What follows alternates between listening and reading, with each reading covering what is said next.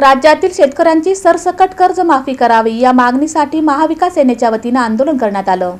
सोलापूर राज्यातील शेतकऱ्यांची सरसकट कर्जमाफी करावी या मागणीसाठी सोलापुरात महाविकास सेनेने आंदोलन केले। पूनमगेट येथे शेतकऱ्यांच्या कर्जमाफीसाठी महाविकास सेनेच्या वतीने थाळीनाद आंदोलन करत राज्य सरकारचा निषेध व्यक्त करण्यात आला।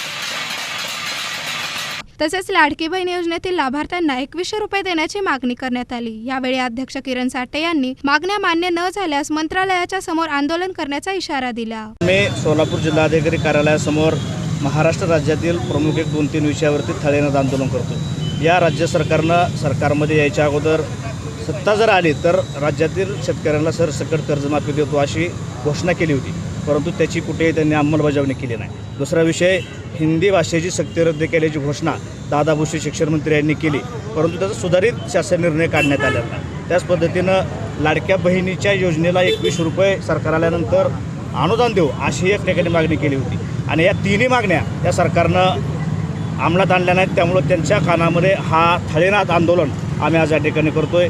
या राज्यामध्ये दिलेली आश्वासनं पूर्ण करण्यासाठी हे सरकार सक्षम नाही आणि त्याचा निषेध म्हणून आम्ही महाराष्ट्र विकास सेना पक्षाच्या माध्यमातून आज सोलापूर या ठिकाणी थाळीनाद आंदोलन करत आहोत। आम्ही येत्या 20 तारखेला मंत्रालयासमोर या तिन्ही मागण्याची अंमलबजावणी नाही झाली तर आमरण उपोषणाला बसणार।